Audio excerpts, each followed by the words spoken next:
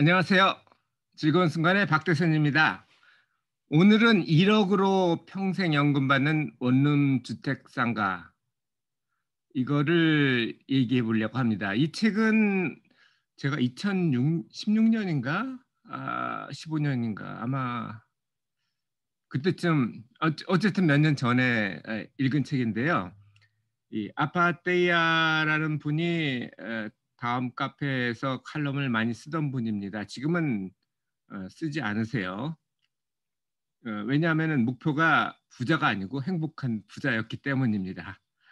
이 책이 나름 뭐 의미가 있던 책이었는데요. 특히 지금처럼 아파트에 대해서 여러 가지 제재가 있는 경우에 더욱 그렇다고 생각을 합니다. 그러면 어떤 내용인지 보실까요? 제목은 정확히 얘기하면 아까 제가 했던 1억으로 평생 이거는 부제고요. 주제는 40살 행복한 부자 아빠입니다. 이분이 책을 두 권을 썼어요. 이게 첫 번째 책이고 두 번째 책이 아들에게 주는 책이라는 편지인데 두 번째 책은 읽지 않았습니다. 어쨌든 이 책에서 제일 먼저 얘기를 하는 것은 행복한 부자라는 자신의 목표입니다. 저자의 목표이기도 하고 저도 뭐 사실은 이 카페나 아니면 유튜브의 제목이 즐거운 순간이라는 것에서도 아시겠지만 행복이 제 목표입니다. 그 부라는 것은 그 수단 중에 하나죠. 부만 필요한 게 아니고 사실은 시간이 더 중요하죠. 시간이 없다면 여러 번 제가 리뷰하면서 말씀드렸지만 이건희 회장 최근에 돌아가셨지만 엄청나게 부자지만 누워 있으면 그 돈을 못 쓰죠. 의식이 없었으니까 최근 몇 년 동안은. 그래서 부가 중요한 게 아닙니다. 둘 중에 고르라면 행복인데 저자가 이야기하는 것은 목표와 만족을 하라고 합니다. 목표를 세우면 성공할 수는 있죠. 그거는 제가 자기 개발에서 많이 저자들의 주장도 그랬고 저도 동의를 하는 부분인데 목표가 크면 성공은 하지만 행복해지긴 좀 어렵습니다. 왜냐하면 만족을 못하기 때문이죠. 그것이 인류 역사가 발전해온 동기이긴 하지만 적정한 사람에 따라 다 다릅니다. 적정한 목표를 세우고 만족을 하라는 게 이 저자의 주장입니다. 그래서 이분은 그래서 지금 활동을 안 하시는 것 같기도 하고요. 포인트는 돈은 쓰기 위해서 모으는 거지 모으기 위해서 사는 게 아니라는 거죠. 그래서 제가 알고 있는 분, 제가 저기 캐나다 유학 중인데 자취를 하고 있거든요. 여기 월세집에 주인 할머니가 자기 남자친구가 있는데 주인 할머니는 65세예요. 연금을 지금 받고 계시고 남자친구가 있는데 결혼할 생각이 없고 은퇴도 지금 70인데 뭐 내후년에 뭐 노조가 좋은 조건을 제시하면 그때 하겠다 이렇게 얘기를 하는데 모르겠습니다. 평균적으로 80까지 산다고 치면 남자는 좀 더 일찍 죽는데 70세인데 몇 년 후까지 더 일하겠다 그러면 실제로 돈 쓸 시간은 없어요. 아마 은퇴하기 전에 죽을지도 모르고 그리고 은퇴는 죽기 전에 하더라도 누워 있으면서 이건 회장처럼 그렇게 될지도 모릅니다. 그리디하다고 제가 얘기했고요. 결혼할 생각 하지 말고 그냥 후보자 리스트에서 지우라고 말씀드렸습니다. 어쨌든 첫 번째로 중요한 거는 행복한 부자가 되는 게 목표를 적정히 정하고 거기에 만족하면서 사는 것이 좋다는 게 저자의 주장이고요. 저도 뭐 투자는 97년도에 시작을 했지만 최근 뭐 몇십 년 동안은 투자를 한 게 없어요. 그게 다른 책 읽을 때는 좀 부끄럽게 생각을 했는데 이 책 읽고 나니까 나름 저도 뿌듯하다고 느끼고 있습니다. 자, 그러면 어쨌든 살려면 기본적인 의식주는 해결을 해야 되니까 돈이 필요하죠. 돈을 버는 방법은 평생 월급을 쟁일 해도 되는데 그건 불가능합니다. 왜냐하면 아까 제가 말씀드린 70살이 넘은 공무원 남자친구 얘기도 얘기했지만 죽을 때까지 일할 수는 없어요. 그리고 더 중요한 거는 공무원이 아닌 이상 잘릴 가능성이 높다는 거죠. 그래서 은퇴를 좀 일찍 하려면 소득이 필요한데 그 소득으로 할 수 있는 게 뭐 아파트보다는 상가를 추천을 합니다. 저도 몇 년 전에 강남 아파트가 20억씩 할 때 그거는 스투피드하다고 생각을 했어요. 20억씩 깔고 이렇게 누워 있을 필요가 있냐? 필요하다면 뭐 전세로 사는 건 이해를 하겠다. 예를 들면서 뭐 돈은 있는데 학군이라든지 아니면 의료 설비라든지 문화라든지 아니면 뭐 직장은 사실 좀 덜 중요하죠. 강북에도 에서 출퇴근해도 되니까. 어쨌든 여러 가지 이유가 있다면 전세 사는 것까지는 이해를 하겠는데 수십억씩 깔고 누워 있는 거는 아닌 것 같다라고 생각을 하는데 모르겠습니다. 지금 뭐 더 올랐다고 집사람은 뭐라고 얘기를 하고 있고 저는 뭐 강북도 요즘 평균 아파트 값이 10억씩 한다 이렇게 얘기를 하는데 중요한 건 이겁니다. 아파트에 투자해서 월세를 받는 것보다는 상가에 투자해서 월세 받는 비율이 수익률이 높습니다. 아파트 20억짜리 모르겠습니다. 지금 얼마인지 시세는 모르겠지만 10억을 똑같이 아파트를 투자하고 상가를 투자한다면 월세로 받는 거는 상가가 더 많을 겁니다. 뭐 아파트는 뭐 값이 오르지 않지 않겠느냐 이런 얘기를 할 수 있는데 그건 다음 장에서 다시 말씀드리겠습니다. 그리고 상가를 만약 한다면 분양을 받는 것보다는 분양을 하는 게 좋다고 합니다. 당연히 분양을 하면은 이익을 남기고 하겠죠. 그래서 분양을 받아서 하면은 적어도 사업해서 돈을 벌 수는 있을지 몰라도 적어도 부동산에서는 돈을 벌기가 어렵다고 합니다. 그리고 사업은 뭐 직접 해도 좋지만 리스크가 크죠. 주식 투자 제가 지난 리뷰에서도 말씀드렸지만 주식 프리미엄은 부동산 프리미엄보다 높습니다. 그래서 사업을 한다면 돈을 더 벌어야 됩니다. 망할 가능성도 높기 때문에. 그리고 토지를 그래서 분양주를 하려면 결국 토지가 필요하죠. 토지를 한다면 기본적으로는 상가에서 월세 소득을 이루어야 되지만 다음 장에서 다시 말씀드리겠지만 1층만 쓸 수가 있죠. 상가는. 그래서 2층 이상을 활용을 하려면 원룸을 얘기를 하는데 그렇게 하려면 이제 상업용 인근에 있는 주거용 분양을 받는 게 좋다고 얘기를 합니다. 뭐 이 토지를 마련하는 방법도 여러 가지가 있겠죠. 그리고 건축을 해야 되죠. 분양을 만약 한다면 분양주가 된다면 이것도 건축회사에 직접 맡기는 것보다는 인센티브 목수를 고용해서 하면 최소 1억을 절감할 수 있다고 그러는데 1억이면 큰 돈이죠. 왜냐하면 1억 가지고 원룸 사업을 하기 때문에 거의 100%잖아요. 그러니까 자 그러면 투자 대상을 먼저 보는데 제가 화무 11홍이란 얘기 혹은 권불 10년 이런 얘기를 처음에 한 이유 중에 하나는 지금 아파트 값이 오른다고 그래서 지금 정부에서 막 규제를 내놨어요. 그런데 그게 너무 높습니다. 종부세가 뭐 3%, 뭐 법인은 6%라고 그러는데 그렇게 높은 세율이 보유세가 세계적으로 없어요. 제가 지금 유학 와 있는 캐나다도 비싸다고 투덜거리는 게 2%고요. 조그만 시에서 왜냐하면 조그만 시는 인구나 그 안에 있는 집이 적기 때문에 많이 받아야 됩니다. 집값도 낮기도 하고요. 그런데 그거에 비해서 토론토나 밴쿠버 같이 집값이 높은 데는 그렇게 높지가 않아요. 그런데 그것도 아니고 3%에서 6%씩 가는 거는 오래 가기 어렵습니다.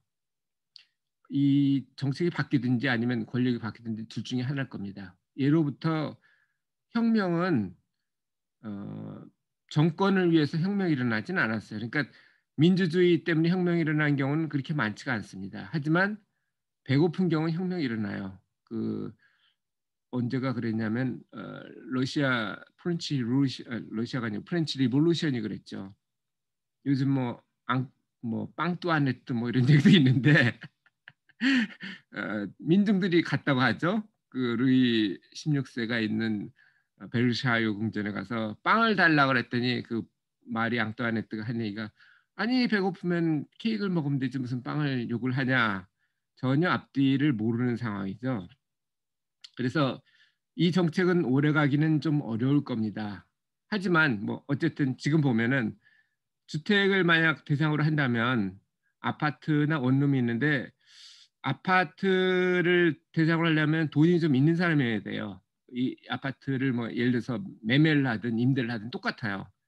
대기업에 다니는 사람들을 대상으로 해야 됩니다. 그 사람들은 많이 받아요. 근데 중소기업의 경우는 많이 못 받죠. 그래서 원룸 분양을 하거나 혹은 임대, 원룸은 주로 임대가 되겠죠. 그런 형태로 해야 되는데 이것은 밑에 보시면 그림에서 보시면 아시겠지만 지금 1인 가구가 작년 기준으로 해서 제일 많습니다. 거의 30% 정도 되고 지금 추세도 계속 늘어날 거고요. 그리고 또 하나는 이 사회가 최소한 소득에서는 양극화가 됩니다. 지금 AI도 나오고 있고 그리고 IMF 이후로는 이 양극화가 계속 심해지고 있고요. 그렇게 되면은 아파트 값이 제가 강남 20억이 너무 비싸다고 그랬는데 차별화될 겁니다. 지금처럼 뭐 평준화되는 거는 일시적인 현상이라고 저는 보고요. 이게 지나고 종부세가 적정 수준으로 다시 낮춰지고 뭐 이렇게 된다면은 소득이 양극화가 되기 때문에 주택값도 마찬가지가 될 수밖에 없습니다. 그래서 그게 뭐 적정 수준인지 아닌지 그거는 다음 문제고요.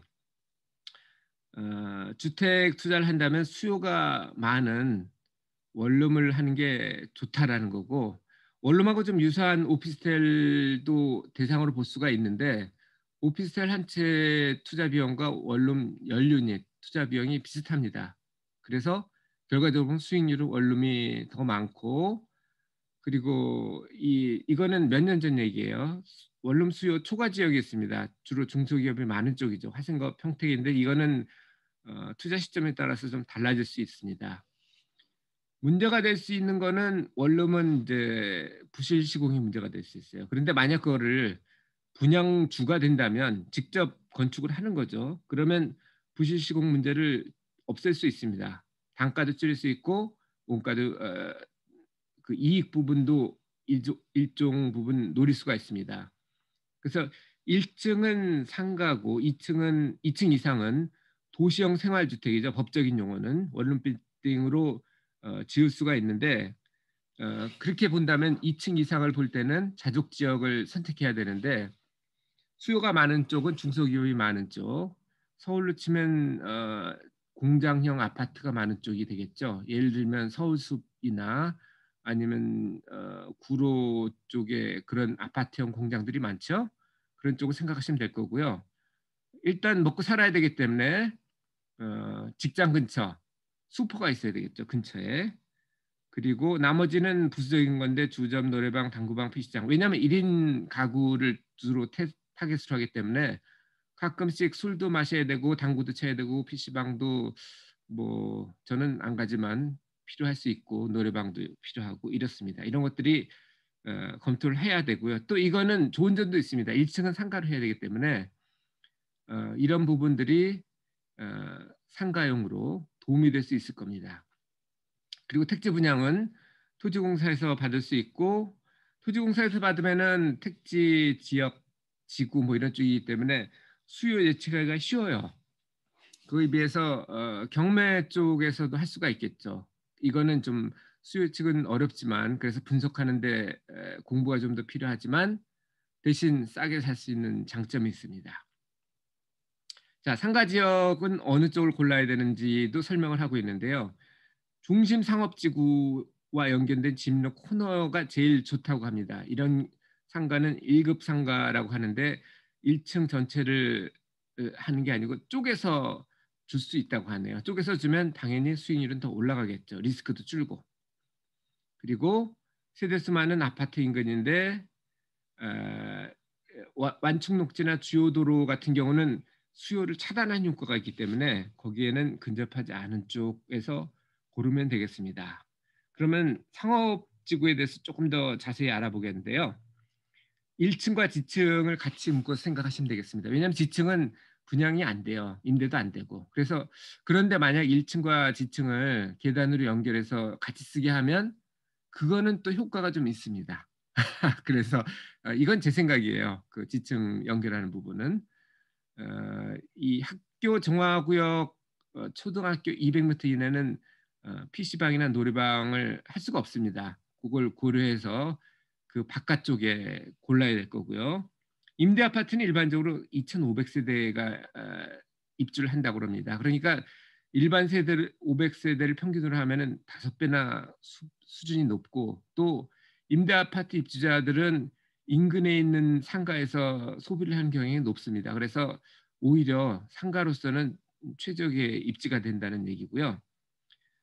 택지지구 자체보다는 택지지구 인접대지가 더 좋습니다. 왜냐하면 택지지구는 세대 제한이 있어요. 그러다 보면은 원룸 유닛이 제한이 되죠. 그런데 인접대지는 그런 게 없습니다. 그래서 오히려 더 고수익을 얻을 수 있고, 아까 말씀드렸지만 그냥 맡기는 것보다는 그건 편하죠. 하지만 그만큼 돈을 더 줘야 됩니다. 인센티브 몫을 고용하면 인센티브가 몫이니까 자기 자신도 돈을 벌기 위해서 많이 경비를 줄이려고 노력을 할 거고, 타깃이 있어야 되겠죠. 원래 계약하렸던 턴키 베이스에 비해서 줄인 거에 비해서 뭐 반반씩 나눈다든지 뭐 이런 형태로 할 수가 있겠죠.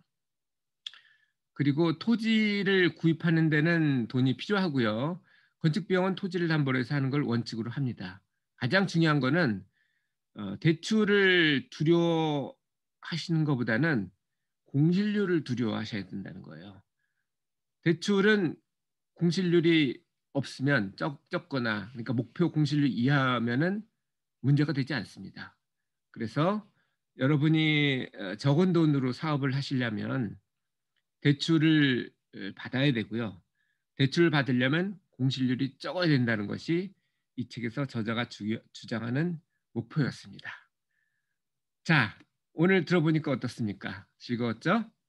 그러니까 지금 정책이 뭐 계속 오래될 거라고 생각은 하진 않지만, 오래되더라도 장기적인 원룸 가구, 그러니까 일가구 주택이 늘어나는 걸 고려하고 소득 양극화를 생각을 한다면은 적어도 여러분이 죽을 때까지 일하고 싶지 않다면 이런 형태의 투자가 더 좋지 않을까 생각을 해봅니다. 그리고 이 원룸 상가주택은 뭐 없어지는 게 아니죠. 그냥 월세를 받아 먹는 거니까. 이거는 건축 비용을 일부는 보증금을 받아서 갚을 거고, 일부는 은퇴하기 전에 갚으면은 거기서 받는 거는 제가 은퇴 자금으로 쓸 수 있는 것이고, 그리고 그 원룸 상가주택은 자녀에게도 물려줄 수 있습니다.